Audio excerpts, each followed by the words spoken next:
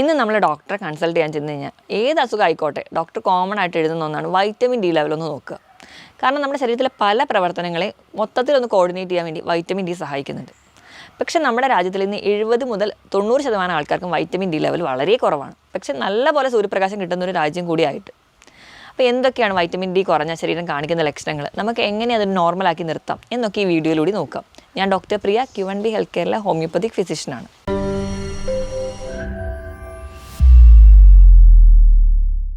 Vitamin D എന്ന് പറഞ്ഞാൽ sunshine vitamin നമ്മുടെ ശരീരത്തിൽ ഉണ്ടാക്കുന്ന ഒരു വൈറ്റമിനാണ്. അതായത് നമ്മൾ നല്ലപോലെ വെയിലൊക്കെ കൊണ്ടു കഴിഞ്ഞാൽ നമ്മുടെ ശരീരത്തിൽ തന്നെ ഉൽപ്പാദിപ്പിക്കുന്ന ഒരു വൈറ്റമിനാണ്. അപ്പോൾ വെയിൽ മാത്രം കൊണ്ടു കഴിഞ്ഞാൽ നമുക്ക് വൈറ്റമിൻ ഡി കിട്ടുമോ എന്നുള്ളത് പലരുടെയും ഡൗട്ടാണ്. വെയിൽ മാത്രം കൊണ്ടതുകൊണ്ട് നമുക്ക് വൈറ്റമിൻ ഡി കിട്ടില്ല. ഒരു സമീകൃത ആഹാരം കൂടി ഉണ്ടെങ്കിൽ മാത്രമേ കംപ്ലീറ്റ് ആയിട്ട് വൈറ്റമിൻ ഡി നമ്മുടെ ശരീരത്തിൽ എത്തുള്ളൂ. ഈ വൈറ്റമിൻ ഡി എന്ന് പറഞ്ഞാൽ നമ്മൾ ഒരു 10 മണി മുതൽ 3 മണി വരെ ഇടയിലുള്ള വെയിലാണ് നമ്മൾ കൊള്ളേണ്ടത്.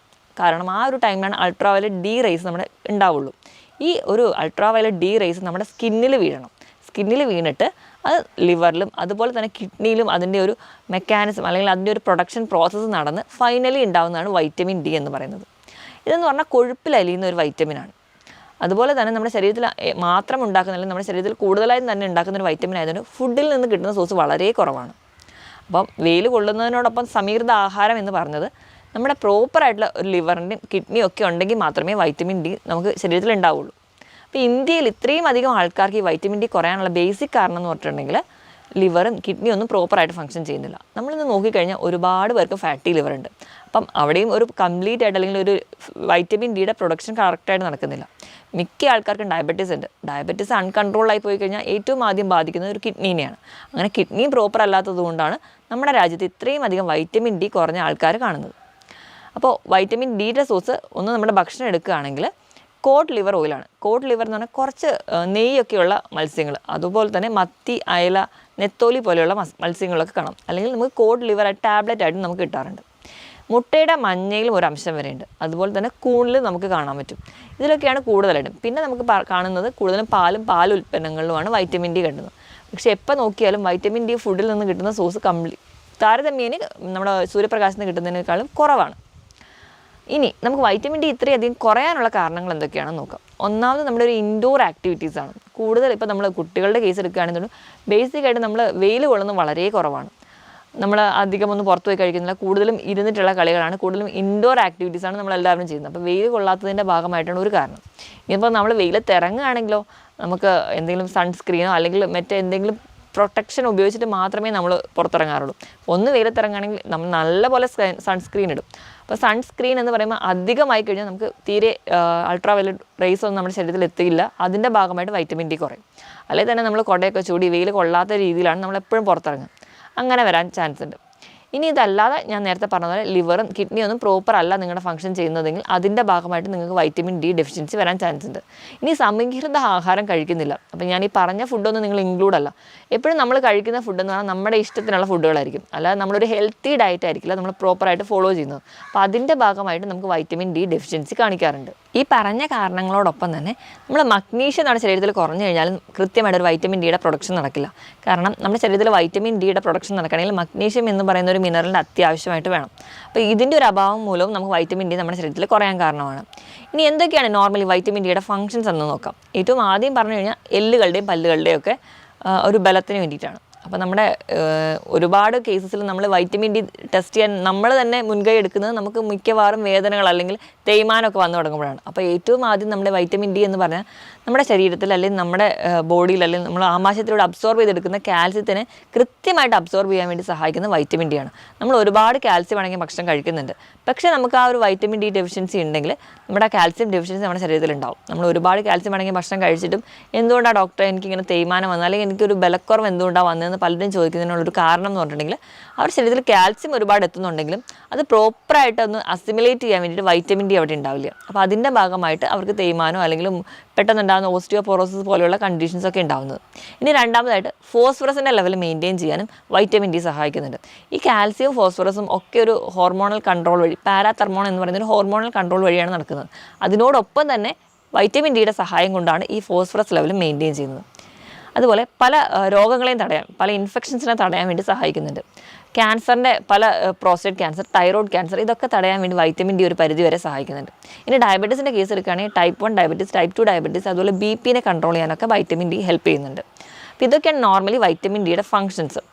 ഇനി വൈറ്റമിൻ ഡി കുറഞ്ഞു കഴിഞ്ഞാൽ നമ്മൾ എങ്ങനെ തിരിച്ചറിയും, എന്തൊക്കെ ലക്ഷണങ്ങളാണ് കാണിക്കുന്നത് നോക്കുക. ഏറ്റവും ആദ്യം തന്നെ നമുക്ക് കണ്ടിന്യൂസ് ആയിട്ടുള്ള ബോൺ പെയിൻ അല്ലെങ്കിൽ മസിൽ പെയിൻ, ജോയിൻറ്റ് പെയിൻ ഒക്കെയാണ് പറയാം. നമ്മുടെ സന്ധികൾക്കൊക്കെ നീർക്കെട്ട് അല്ലെങ്കിൽ സന്ധികൾക്കൊക്കെ വേദന പറയാറുണ്ട്. ഇപ്പം മസിൽ പെയിൻ ആണെങ്കിൽ നമുക്ക് ആ ഒരു പർട്ടിക്കുലർ ഏരിയ അല്ലെങ്കിൽ ആ ഒരു മസിലിൽ മാത്രമായിരിക്കും വേദന കാണിക്കുക. ഒരു ചെറിയൊരു ഏരിയയിലായിരിക്കും നമ്മൾ നടക്കുക അല്ലെങ്കിൽ ജോലി ചെയ്യുമ്പോഴായിരിക്കും കൂടുതലും വേദന കാണിക്കുക. ഇനിയിപ്പം നമ്മുടെ ഒരു ബോണിനാണ് പെയിൻ വരുന്നതെങ്കിൽ അതൊരു വലിയൊരു ഏരിയനെയാണ് ആ ഒരു പെയിൻ കവർ ചെയ്യുക. അപ്പോൾ നമുക്ക് അതിൽ നിന്ന് തന്നെ തിരിച്ചറിയാം നമുക്ക് മസിൽ പെയിൻ ആണോ ബോൺ പെയിൻ ആണോ. കൂടുതലും ഈ സന്ധികൾക്ക് വേദന, എല്ലിനൊക്കെ തേയ്മാനം വരുന്നതൊക്കെ ഈ ഒരു വൈറ്റമിൻ ഡി കുറയുന്നതുകൊണ്ട് നമ്മൾ കഴിച്ച ഭക്ഷണത്തിൽ നിന്ന് കാൽസ്യത്തിനെ അബ്സോർബ് ചെയ്തിട്ട് കാൽസ്യത്തിൻ്റെ ലെവൽ ബ്ലഡിൽ നിലനിർത്തുക. വേണ്ട രീതിയിൽ നിലനിർത്തി കഴിഞ്ഞാൽ മിച്ചം വരുന്ന കാൽസ്യത്തിനെ എല്ലാം നമ്മൾ കൊണ്ടുപോയി ഡിപ്പോസിറ്റ് ചെയ്യുക, അല്ലെങ്കിൽ എല്ലാം കൊണ്ട് എല്ലിലാണ് അടിയുന്നത്. അപ്പോൾ നമ്മൾ കഴിക്കുന്ന ഭക്ഷണത്തിൽ കാൽസ്യത്തിൻ്റെ ലെവൽ കുറയാതെ വൈറ്റമിൻ ഡിയുടെ ലെവൽ കുറയുന്ന സമയത്ത് എല്ലിൽ നിന്ന് എല്ലാ കാൽസ്യവും വലിച്ച് രക്തത്തിലേക്ക് കൊണ്ടുവരും, ആ ഒരു ലെവൽ മെയിൻറ്റെയിൻ ചെയ്യാൻ വേണ്ടി. അങ്ങനെ വരുമ്പോഴാണ് നമുക്ക് ഈ ഓസ്റ്റിയോപോറോസിസ് പോലെയുള്ള കണ്ടീഷൻ ഉണ്ടാവുക. അതിൻ്റെ ഭാഗമായിട്ടാണ് നമ്മൾ കണ്ടിന്യൂസ് ആയിട്ട് ഒന്ന് വീഴുമ്പോഴത്തേക്കും പെട്ടെന്ന് എല്ലുകൾ പൊട്ടുക. നമുക്ക് തന്നെ അറിയാം, ബാത്റൂമിലൊക്കെ വീഴുമ്പോഴത്തേക്കും പെട്ടെന്ന് കൈയിൻ്റെ എല്ല് പൊട്ടി, അല്ലെങ്കിൽ ചെറിയ വീഴ്ചയിൽ പോലും നടുവിന് ഡിസ്ക് തെന്നി മാറി എന്നൊക്കെ പറയുന്നത് ഈ ഒരു വൈറ്റമിൻ ഡിയുടെ കുറവ് അല്ലെങ്കിൽ കാൽസ്യത്തിൻ്റെ കുറവ് കൊണ്ടാണ്. അപ്പം ഇങ്ങനെ വരുന്ന കണ്ടീഷൻസിലൊക്കെ വൈറ്റമിൻ ഡി ലെവലാണ് ആദ്യം തന്നെ ചെക്ക് ചെയ്യേണ്ടത്. ഇപ്പോൾ കുട്ടികളിലാണെങ്കിൽ പോലും ഇപ്പം പെട്ടെന്ന് തന്നെ കാലിന് വൈകുന്നേരം ആവുമ്പോൾ കളിച്ച് കഴിഞ്ഞ് വരുന്ന സമയത്ത് അവർ പറയുന്നത് കാലിന് വേദന എടുക്കുന്നു, അല്ലെങ്കിൽ ജോയിൻസിന് വേദന പറയാം. ഇപ്പോൾ ഇവിടെയും തന്നെ കാൽസ്യം കുറവായിരിക്കും, അതുപോലെ തന്നെ വൈറ്റമിൻ ഡി കുറവായിരിക്കും. ഇപ്പോൾ കുട്ടികളിലാണെങ്കിലും വൈറ്റമിൻ ഡി അത്രയും ഇമ്പോർട്ടൻ്റ് ആയതുകൊണ്ടാണ് നമ്മൾ ജനിച്ച് വീഴുന്ന ആ ഒരു ടൈം തൊട്ട് 1 വയസ്സ് വരെ കൃത്യമായിട്ട് വൈറ്റമിൻ ഡി സപ്ലൈ ചെയ്യാൻ പറയുന്നത്. കാരണം വൈറ്റമിൻ ഡി ഉണ്ടെങ്കിൽ മാത്രമേ കാൽസ്യം കറക്റ്റായിട്ട് മെറ്റബോളൈസ് ചെയ്യുള്ളൂ. ഇനി രണ്ടാമതെന്ന് പറഞ്ഞിട്ടുണ്ടെങ്കിൽ ഇൻഫെക്ഷൻസ് ഒക്കെ തടയുന്നുണ്ട്. ഇപ്പോൾ ഈ അടുത്തിടെ ആയിട്ടുള്ളൊരു പഠനത്തിൽ പറയുന്നത് TB ഉള്ള ഒരുപാട് ആൾക്കാരെ നോക്കിയപ്പോഴും അതിലൊക്കെ കാണുന്നത് ഈ ഒരു വൈറ്റമിൻ ഡിയുടെ കുറവ് കാണുന്നുണ്ട്. അപ്പം ഈ ഒരു വൈറ്റമിൻ ഡി എന്ന് പറയുന്നത് ഈ ഒരു കണ്ടീഷൻസ് അല്ലെങ്കിൽ ഈ ഒരു കേസിൽ പഠിച്ച പോലെ തന്നെ പല രോഗങ്ങളെയും തടയാൻ വേണ്ടി സഹായിക്കുന്നുണ്ട്.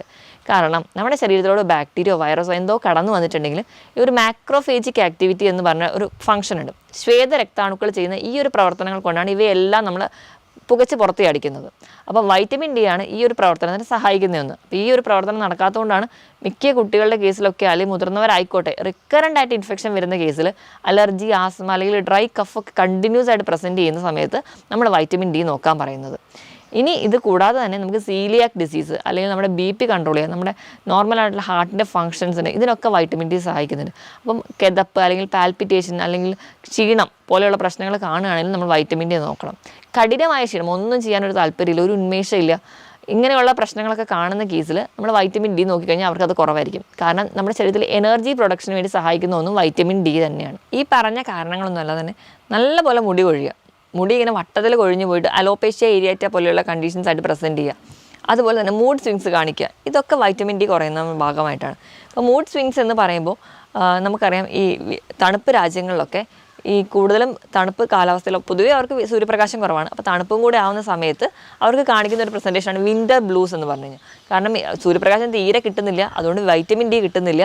അതിൻ്റെ ഭാഗമായിട്ട് അവർക്ക് പെട്ടെന്ന് അവരുടെ സ്വഭാവത്തിനുണ്ടാകുന്ന മാറ്റങ്ങൾ, പെട്ടെന്ന് സന്തോഷം വരിക, സങ്കടം വരിക, ഡിപ്രഷൻ പോവുക, അതുകൊണ്ട് തന്നെ അവർക്ക് സൂയിസൈഡൽ ടെൻഡൻസീസ് ആയിട്ട് പ്രസൻറ്റ് ചെയ്യുക. ഈ ഒരു കണ്ടീഷനെയാണ് അവർ വിൻ്റർ ബ്ലൂസ് എന്ന് പറഞ്ഞ് പ്രസൻറ്റ് ചെയ്യുക. ഈ ഒരു കണ്ടീഷൻ അല്ലെങ്കിൽ ഈ ഒരു പഠനം കണ്ടുപിടിച്ചതിന് ശേഷം അവർ കൂടുതലും ഈ തണുപ്പുള്ള രാജ്യങ്ങളിൽ ഈ ഒരു കാലാവസ്ഥ വരുന്ന സമയത്ത് അവർക്ക് വൈറ്റമിൻ ഡി സപ്ലിമെൻറ്റ്സ് ആണ് കൊടുക്കാറ്. ഇനി ഇത് കൂടാതെ തന്നെ അമിതവണ്ണം വെക്കുന്നതിന് ഒരു പരിധി വരെ വൈറ്റമിൻ ഡി കുറവായിരിക്കും. കാരണം നമ്മുടെ ശരീരത്തിൽ കൊഴുപ്പ് കെട്ടിക്കിടക്കാൻ ഈ വൈറ്റമിൻ ഡി കാരണമാവുന്നുണ്ട്. അപ്പോൾ നമ്മൾ വൈറ്റമിൻ ഡി അടങ്ങിയ ഭക്ഷണം കഴിക്കാതിരിക്കുക അല്ലെങ്കിൽ സൂര്യപ്രകാശം കിട്ടാത്ത ആൾക്കാരിൽ ശരീരത്തിൽ അധികമായിട്ട് കൊഴുപ്പ് കെട്ടിക്കിടക്കുകയും അതിൻ്റെ ഭാഗമായിട്ട് അവർക്ക് അമിതവണ്ണം വരികയും ചെയ്യും. അപ്പം ഇതൊക്കെയാണ് പ്രധാനമായിട്ടും വൈറ്റമിൻ ഡി കുറയുമ്പോൾ ശരീരത്തിൽ കാണിക്കുന്ന ലക്ഷണങ്ങൾ. ഇനി വൈറ്റമിൻ ഡിയുടെ ലെവൽ നോർമൽ എത്രയാണെന്ന് നോക്കാം. 20 മുതൽ 50 നാനോഗ്രാമാണ് പെർ ml ആണ് നമ്മൾ നോർമൽ ലെവലായിട്ട് പറയാം. ഇപ്പോൾ 20-ന് താഴെ വരികയാണെങ്കിൽ ഒരു മോഡറേറ്റ് ഡെഫിഷ്യൻസി എന്ന് പറയാം. 10-ന് താഴെ വരികയാണെങ്കിൽ സിവിയർ ഡെഫിഷ്യൻസി ആയിട്ട് നമുക്ക് പറയാം. 20-ന് താഴെ വരുന്നതിന് മുൻപ് തന്നെ നമ്മൾ മാക്സിമം നമ്മുടെ ഫുഡിലൂടെ അല്ലെങ്കിൽ വെയിലൊക്കെ കൊണ്ട് മെയിൻറ്റെയിൻ ചെയ്യാൻ വേണ്ടി നോക്കുക. 10-ന് താഴെയാണ് നമ്മൾ എന്തായാലും സപ്ലിമെൻറ്റ്സ് എടുക്കണം. അപ്പം എന്തായാലും ഒരുപാട് പേര് ആലോചിക്കുന്നതാണ് ഇപ്പോൾ വൈറ്റമിൻ ഡി ഇങ്ങനെ കഴിക്കാൻ അല്ലെങ്കിൽ നമ്മൾ ഫുഡിലൂടെ കഴിക്കണോ അല്ലെങ്കിൽ നമ്മൾ വെയിൽ കൊണ്ടില്ലെങ്കിൽ നമുക്ക് സപ്ലിമെൻറ്റ്സ് എടുത്താൽ മതിയല്ലോ. എപ്പോഴും ഈ സപ്ലിമെൻറ്റ്സ് എടുക്കുമ്പോൾ നമ്മുടെ ശരീരത്തിന് കിട്ടുന്ന ഒരു ഗുണം എന്ന് പറഞ്ഞാൽ അത്ര പെർഫെക്റ്റ് ആയിരിക്കില്ല. മാക്സിമം നമ്മൾ നമ്മുടെ ഭക്ഷണത്തിലൂടെ അല്ലെങ്കിൽ സൂര്യപ്രകാശത്തിലൂടെ മോഡിഫൈ ചെയ്യാൻ വേണ്ടി നോക്കുക വേണം. അപ്പോൾ നമ്മൾ ഈ പറഞ്ഞ ലെവലിൽ താഴെ പോകുന്നുണ്ടെങ്കിൽ നിങ്ങൾ എത്രയും പെട്ടെന്ന് ഒരു ഡോക്ടറുടെ കൺസൾട്ടേഷൻ എടുക്കണം. ഡോക്ടറോട് തന്നെ കൺസൾട്ട് ചെയ്ത് എങ്ങനെയാണ് അത് മോഡിഫൈ ചെയ്യുക അല്ലെങ്കിൽ എന്ത് സപ്ലിമെൻറ്റ്സ് ആണ് കഴിക്കേണ്ടതെന്ന് ഉറപ്പ് വരുത്തണം. ഇനി നമ്മൾ എങ്ങനെ ഇതിനെ മാനേജ് ചെയ്യാമെന്ന് നോക്കാം. മാനേജ്മെൻറ്റ് സൈഡിലോട്ട് വരുമ്പോൾ ഏറ്റവും ആദ്യം സൂര്യപ്രകാശം കിട്ടുക എന്നുള്ളതാണ്. സൂര്യപ്രകാശം എന്ന് പറഞ്ഞു കഴിഞ്ഞാൽ രാവിലെ 10 മണി മുതൽ വൈകിട്ട് ഒരു 3 മണി വരെയുള്ള വെയിലാണ് നമ്മൾ കൊള്ളേണ്ടത്. അപ്പോൾ വെയിൽ കൊള്ളാൻ പറയുമ്പോൾ ഒരുപാട് പേര് കംപ്ലീറ്റ്ലി ഡ്രസ്ഡ് അപ്പ് ആയിട്ട് പോയി വെയിൽ കൊള്ളുന്നത് നമുക്ക് കാണാം. പക്ഷേ അങ്ങനെ ചെയ്തിട്ടുണ്ടെങ്കിൽ നമ്മുടെ ശരീരത്തിൽ തീരെ അൾട്രാവയലറ്റ് ഡി റേസ് വീഴില്ല, അതുവഴി നമുക്ക് വൈറ്റമിൻ ഡി കിട്ടുകയില്ല. അപ്പം മാക്സിമം നമ്മുടെ കയ്യിലോ കാലിലോ, അപ്പോൾ മുഖത്താണ് എല്ലാവർക്കും പ്രശ്നം, അല്ലെങ്കിൽ സൺ ടാൻ അടിക്കുന്നു എന്നൊക്കെ ബുദ്ധിമുട്ടുള്ളവരാണെങ്കിൽ കയ്യിൽ കാലിലെങ്കിലും മാക്സിമം സൺസ്ക്രീൻ ഒന്നും ഉപയോഗിക്കാതെ തന്നെ വെയിൽ കൊള്ളാൻ വേണ്ടി ശ്രമിക്കുക. ഒരു 10 മുതൽ 15 മിനിറ്റെങ്കിലും ദിവസവും നിങ്ങൾ വെയിൽ കൊള്ളുകയാണെങ്കിൽ ഈ വൈറ്റമിൻ ഡിയുടെ ഡെഫിഷ്യൻസി നിങ്ങൾക്ക് തീരെ ഉണ്ടാവില്ല. ഈ വെയിൽ കൊള്ളുന്നതിനോടൊപ്പം തന്നെ സമീകൃത ആഹാരം കൂടി നിങ്ങൾ ഉറപ്പുവരുത്തണം. ഇങ്ങനെ അല്ലെങ്കിൽ ഒരു ഹെൽത്തി ഡയറ്റ് അല്ലെങ്കിൽ ഹെൽത്തി ഫുഡ് എങ്ങനെയായിരിക്കണം നമ്മൾ ആദ്യം തന്നെ നോക്കുക. അതിൽ പ്രധാനമായിട്ട് നമ്മൾ 5 ഘടകങ്ങളാണ് നോക്കേണ്ടത്. ഒന്നാമതായിട്ട് കാർബോഹൈഡ്രേറ്റ്. കാർബോഹൈഡ്രേറ്റ് എന്ന് പറഞ്ഞിട്ടുണ്ടെങ്കിൽ നമുക്കൊരു എനർജി സോഴ്സാണ്. അതായത് നമ്മൾ വണ്ടിക്കൊക്കെ ഇന്ധനം അടിക്കുന്ന പോലെയാണ് കാർബോഹൈഡ്രേറ്റ് എന്ന് പറയുന്നത്. അപ്പോൾ നമ്മൾ ചെയ്യുന്ന പ്രവർത്തനം എത്രത്തോളമാണ് അതിനനുസരിച്ച് മാത്രം നമ്മൾ കാർബോഹൈഡ്രേറ്റ് അടങ്ങിയ ഭക്ഷണം കഴിച്ചാൽ മതി. അപ്പം ഭക്ഷണത്തിൽ എപ്പോഴും കാർബോഹൈഡ്രേറ്റിൻ്റെ അളവ് കുറയ്ക്കുക. പകരം നമ്മൾ വെജിറ്റബിളും ഫ്രൂട്ട്സും നല്ലപോലെ കഴിക്കും. ഏത് നേരത്തെ എടുക്കുകയാണെങ്കിൽ നമ്മൾ ഫ്രൂട്ട്സ് കഴിക്കുകയാണെങ്കിൽ അത്രയും നല്ലത്. അതുപോലെ തന്നെ വെജിറ്റബിൾസും കഴിക്കും. ഇപ്പോൾ ഈ വെജിറ്റബിൾസ് അല്ലെങ്കിൽ പച്ചക്കറി എന്ന് പറയുമ്പോൾ കൂടുതൽ ആൾക്കാരും ഈ ചേമ്പ്, ചേന, കാച്ചിൽ ഇതൊക്കെ നമ്മൾ പച്ചക്കറി വിഭാഗത്തിലോട്ട് പെടുത്തും. പക്ഷേ പച്ചക്കറി എന്ന് പറഞ്ഞാൽ കംപ്ലീറ്റ്ലി നാരടങ്ങിയ ഭക്ഷണങ്ങളാണ് നമ്മൾ പച്ചക്കറി വിഭാഗത്തിൽ പെടുത്തുക. അതായത് നമ്മൾ കാണുന്ന കോവയ്ക്ക, പാവയ്ക്ക, വെണ്ടയ്ക്ക, തക്കാളി ഇവയൊക്കെയാണ് നമ്മൾ പച്ചക്കറി ഗണത്തിൽ പെടുത്തേണ്ടത്. ബാക്കിയെല്ലാം കിഴങ്ങ് വർഗ്ഗങ്ങളാണ്. അതിലും കാർബോഹൈഡ്രേറ്റാണ് കൂടുതലായിട്ടും ഉള്ളത്. അപ്പോൾ ധാരാളം പച്ചക്കറികൾ കഴിക്കുക, ഇലക്കറികളും കഴിക്കുക. ഇനി ഫ്രൂട്ട്സിൻ്റെ കേസ് എടുക്കുകയാണെങ്കിൽ മാക്സിമം ഫ്രൂട്ട്സ് നിങ്ങൾ കട്ട് ചെയ്ത് കഴിക്കുക. എല്ലാ നേരവും നിങ്ങൾ ഫ്രൂട്ട്സ് കഴിക്കുകയാണെങ്കിൽ അത്രയും നല്ലത്. അപ്പം അതിൽ നിന്ന് കിട്ടുന്ന സോഴ്സും നിങ്ങൾക്ക് വൈറ്റമിൻ ഡിക്ക് ഹെൽപ്പ് ചെയ്യുന്നുണ്ട്. ഇനി മൂന്നാമതായിട്ട് നമ്മൾ കഴിക്കേണ്ടതാണ് പ്രോട്ടീൻസ്. നമ്മൾ വൈറ്റമിൻ ഡി കിട്ടാൻ വേണ്ടി കഴിക്കേണ്ട പ്രോട്ടീൻസ് എന്ന് പറഞ്ഞിട്ടുണ്ടെങ്കിൽ ഇറച്ചി, മീൻ, മുട്ട. പ്രധാനമായിട്ടും മുട്ടയുടെ മഞ്ഞയിലാണ്. അതുപോലെ തന്നെ കൂണിലും ധാരാളം വൈറ്റമിൻ ഡി ഉണ്ട്. അപ്പോൾ നമ്മൾ ദിവസവും ഇതൊക്കെ കഴിക്കുകയാണെങ്കിൽ മാക്സിമം ഈ വൈറ്റമിൻ ഡി അടങ്ങിയ ഭക്ഷണങ്ങൾ 20 ഗ്രാമെങ്കിലും ദിവസം കഴിക്കുകയാണെങ്കിൽ കംപ്ലീറ്റ്ലി നമുക്ക് വൈറ്റമിൻ ഡി ഡെഫിഷ്യൻസി മാറ്റാൻ പറ്റും. ഇനി അടുത്തതായിട്ടുള്ളതാണ്, അല്ലെങ്കിൽ നാലാമത്തേതാണ് പൾസസ്. പൾസസ് എന്ന് പറയുമ്പോൾ പയറ്, കടല, പരിപ്പ് ഇവയൊക്കെ പൾസസ് ആണ്. അപ്പോൾ ഇതിൽ നിന്ന് കംപ്ലീറ്റ് ആയിട്ട് നമുക്ക് പ്രോട്ടീൻ കിട്ടുക, അല്ലെങ്കിൽ കംപ്ലീറ്റ് ആയിട്ട് ഒരു അമിനോ ആസിഡ്സ് നമുക്ക് കിട്ടണമെങ്കിൽ ഈ പയറ്, കടല, പരിപ്പൊക്കെ കൂടെ കഴിക്കേണ്ടത് നമ്മൾ സിറിയൽസ് ആയിരിക്കണം. സിറിയൽസ് എന്ന് പറഞ്ഞിട്ടുണ്ടെങ്കിൽ അരി, ഗോതമ്പ്, മുത്താറി ഇതെല്ലാം സിറിയൽസ് ആണ്. അപ്പോൾ ഈ ഒരു കോമ്പിനേഷനിൽ നിങ്ങൾ ഫുഡ് കഴിക്കുക. പൾസസും സിറിയൽസും കൂടി ചേർത്താൽ മാത്രമേ നമുക്ക് കംപ്ലീറ്റ് ആയിട്ട് ഒരു ന്യൂട്രിയൻസ് അല്ലെങ്കിൽ കംപ്ലീറ്റ് ആയിട്ട് പ്രോട്ടീൻസും കിട്ടുള്ളൂ. അതുപോലെ തന്നെ വൈറ്റമിൻ ഡിയും കിട്ടുള്ളൂ. അതുകൊണ്ടാണ് നമ്മൾ പണ്ട് തൊട്ടേ കഞ്ഞിയും പയറും കൂടി കഴിക്കാൻ പറയാം, പുട്ടും കടലയും കൂടി കഴിക്കാൻ പറയാം. ഇങ്ങനെ കഴിക്കുന്ന സമയത്ത് കംപ്ലീറ്റ്ലി അവിടെ ഒരു സിറിയൽസും ഉണ്ട്, പൾസസും ഉണ്ട്. അപ്പോൾ ഈ ഒരു കോമ്പിനേഷനിലായിരിക്കണം നിങ്ങളുടെ ഹെൽത്തി ഡയറ്റ്. ഇനി 5ാമതായിട്ട് വേണ്ട ന്യൂട്രിയൻ എന്ന് പറഞ്ഞാൽ വെള്ളമാണ്. അപ്പോൾ ആവശ്യത്തിന് വെള്ളം കൂടി കുടിക്കുന്നുണ്ടെങ്കിൽ കംപ്ലീറ്റ്ലി നമുക്കൊരു സമീകൃത ആഹാരവും കഴിക്കും. അതുവഴി നമുക്ക് വൈറ്റമിൻ ഡി കംപ്ലീറ്റ്ലി ആ ഒരു ഡെഫിഷ്യൻസി മാറ്റാനും പറ്റും. പിന്നെ ഈ സൂര്യപ്രകാശം കൂടി ഉണ്ടെങ്കിൽ നമുക്ക് വൈറ്റമിൻ ഡെഫിഷ്യൻസി കംപ്ലീറ്റ്ലി മാറ്റാൻ പറ്റും. ഇനി ഫ്രൂട്ട്സുകളുടെ കേസ് എടുക്കുകയാണെങ്കിൽ വൈറ്റമിൻ ഡി റിച്ച് ആയിട്ടുള്ള ഒന്നാണ് ഓറഞ്ച്. വൈറ്റമിൻ സി എത്രത്തോളം റിച്ച് ആണോ അതുപോലെ തന്നെ ഒരു പരിധി വരെ വൈറ്റമിൻ ഡിയും ഈ ഓറഞ്ചിൽ അടങ്ങിയിട്ടുണ്ട്. അപ്പോൾ നിങ്ങൾ ആ ഒരു ഫ്രൂട്ട് സ്ഥിരമായി കഴിക്കാൻ വേണ്ടി നോക്കുക. അതുപോലെ തന്നെ പഴം മിക്കവാറും നിങ്ങൾ കൂടുതലായിട്ട് ഈ ഒരു വൈറ്റമിൻ ഡി ഡെഫിഷ്യൻസി കാണുന്നവരാണെങ്കിൽ പഴം സ്ഥിരമായിട്ട് കഴിക്കുക. പഴത്തിൽ ധാരാളം മഗ്നീഷ്യം അടങ്ങിയിട്ടുണ്ട്. ഈ ഒരു മഗ്നീഷ്യം കൂടി ഉണ്ടെങ്കിൽ മാത്രമേ വൈറ്റമിൻ ഡിയുടെ ഒരു പ്രൊഡക്ഷൻ കംപ്ലീറ്റ് ആയിട്ട് നടക്കുകയുള്ളൂ. നമ്മൾ പറയാറുണ്ട് കാൽസ്യത്തിൻ്റെ പ്രൊഡക്ഷൻ കംപ്ലീറ്റ് ആവണമെങ്കിൽ വൈറ്റമിൻ ഡി വേണം. അതുപോലെ തന്നെയാണ് വൈറ്റമിൻ ഡിയുടെ പ്രൊഡക്ഷൻ കംപ്ലീറ്റ് ആവണമെങ്കിൽ മഗ്നീഷ്യം കൂടി വേണം. അപ്പോൾ പഴം സ്ഥിരമായിട്ട് കഴിക്കുകയാണെങ്കിലും അതുപോലെ തന്നെ ഈ പറഞ്ഞ പച്ചക്കറികളും ഇലക്കറികളും ഫ്രൂട്ട്സും പ്രോട്ടീൻസും ഒക്കെ കഴിക്കുകയാണെങ്കിൽ കംപ്ലീറ്റ്ലി വൈറ്റമിൻ ഡി ഡെഫിഷ്യൻസി നിങ്ങൾക്ക് മാറ്റാൻ പറ്റും. ഞാൻ ഈ പറഞ്ഞ ടോപ്പിക്കിൽ എന്തെങ്കിലും ഡൗട്ട് ഉണ്ടെങ്കിൽ നിങ്ങൾ താഴെ കാണുന്ന നമ്പറിൽ കോൺടാക്ട് ചെയ്യുക. മറ്റൊരു ഹെൽത്ത് ടോപ്പിക്കുമായിട്ട് വീണ്ടും കാണുന്നവരെ നന്ദി.